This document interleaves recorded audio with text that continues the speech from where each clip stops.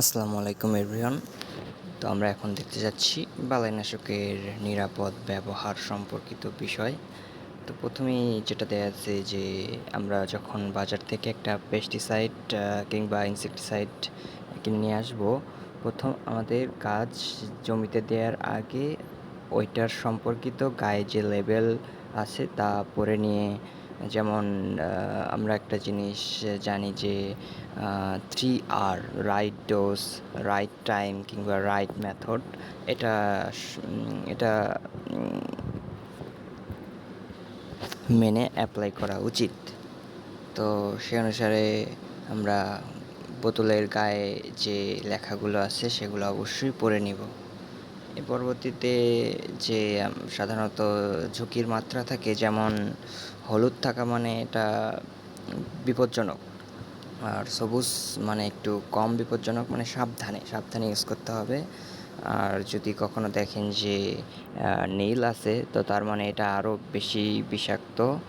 মানে কোনো বোতলের গায়ে যদি নীল এবং এরকম সাবধানতা উল্লেখ থাকে, সেটা জমিতে প্রয়োগের 21 দিন সাধারণত ওইটা কোনো ফলের গাছে দিলে ওই ফল খাওয়া যাবে না, কিংবা সবজিতে দিলে। আর যদি দেখেন যে লাল কালার আছে, তার মানে এটা অনেক বিপজ্জনক। মিনিমাম 4 থেকে 5 সপ্তাহ পর আমরা ওইটা খেতে পারবো। আর সবুজ মানে 1 সপ্তাহ পর ওঠা হারভেস্ট, 1 সপ্তাহ পর ওটা ব্যবহার করা যাবে। আর হলুদ বলতে 15 দিন বা 2 সপ্তাহ পর। তো আমরা এখানে অনেক কিছু দেখতে পাচ্ছি, নির্দেশনা দেয়া আছে। যাই হোক, আমরা এগুলো পড়ে নিব। এরপর আস্তে আস্তে যদি ইন্ডিভিজুয়ালভাবে দেখি যে খালি হাতে বালাইনাশক মেশাবেন না। অবশ্যই খালি হাতে আমাদের মেশানো উচিত না, কিন্তু আমাদের দেশের অধিকাংশ ফার্মাররা এটা মানতে চায় না। তারা খালি হাতেই সাধারণত যে বাজার থেকে যে পেস্টিসাইড কিনে আনে, তা খালি হাতেই সাধারণত করে থাকে। বাট ভুলে এটা করা যাবে না, এটা আপনার এই এফেক্ট করতে পারে। তারপর দ্বিতীয়ত, খালি হাতে যেহেতু আমরা করবো না, এজন্য আমরা গগলস পরে নিব। আর চোখে আর হচ্ছে হাতে অবশ্যই দস্তানা পরবো বা গ্লোভস ব্যবহার করব। আর অবশ্যই ফুল হাতা প্রোটেক্টেড শার্ট পরতে পারি, যাতে পুরো বডি নিরাপদ থাকে। এরপর নজেল পরিষ্কার করতে যে মুখ লাগিয়ে ফু দেবেন না, চিকন তার ইউজ করতে হবে। ভেতরে যদি কোনো কিছু আটকা পড়ে থাকে, অবশ্যই মুখে অবশ্যই লাগানো যাবে না। এরপর আমরা দেখি মেশিনের আগে স্প্রে করার সময় সকল প্রকার নিরাপত্তামূলক পোশাক পরিধান করুন।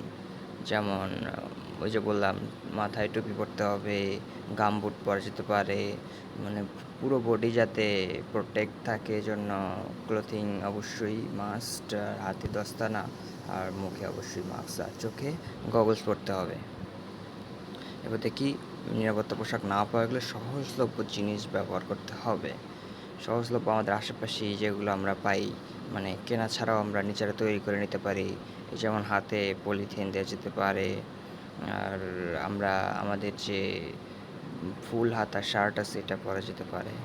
এরপর এরপর যেটা আছে, বাতাসের বিপরীতে স্প্রে করবেন না। স্প্রে করার সময় অবশ্যই টুপি, ফেস শিল্ড অবশ্যই পরতে হবে। বাতাসের বিপরীতে স্প্রে করলে সেগুলো আমাদের শরীরে এসে লাগবে চান্স বেশি। অবশ্যই যদি বাতাস দক্ষিণ থেকে উত্তর দিকে প্রবাহিত হয়, আমরা অবশ্যই স্প্রে করব দক্ষিণ থেকে উত্তর দিকেই, তার বিপরীতে স্প্রে করব না।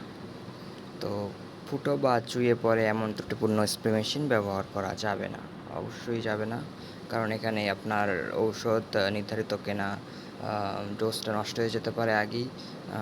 আবার কোনো জায়গায় অতিরিক্ত পড়ে ফসল নষ্ট হতে পারে। খেতে বালানসের ব্যবহার সাইনবোর্ড, লাল কাপড় বা বালানসের খালি প্যাকেট বা পাত্র ধুয়ে ছিদ্র করে টাঙিয়ে দিতে হবে, যাতে মানুষ বুঝতে পারে এখানে পেস্টিসাইড অ্যাপ্লাই করা হয়েছে, তারা নিরাপদ দূরত্বে থাকবে। বালাইনাশক ছিটানোর সময় ধূমপান বা পানাহার থেকে অবশ্যই বিরত থাকুন। হ্যাঁ, এটা একটা গুরুত্বপূর্ণ কথা। আপনি যে কোনো কিছু খাওয়া থেকে অবশ্যই বিরত থাকতে হবে, কারণ এটা আপনার মুখের ভিতর দিয়ে ইনজেস্ট হয়ে পরবর্তীতে আপনার নিজেরই ক্ষতি করতে পারে। জলাশয় বালাইনাশের বোতল ব্যবহার মেশিন ধুবেন না। এতে জলজ পরিবেশের ক্ষতি হবে, মাছ মারা যেতে পারে এবং ওয়াটার পলিউশন হতে পারে।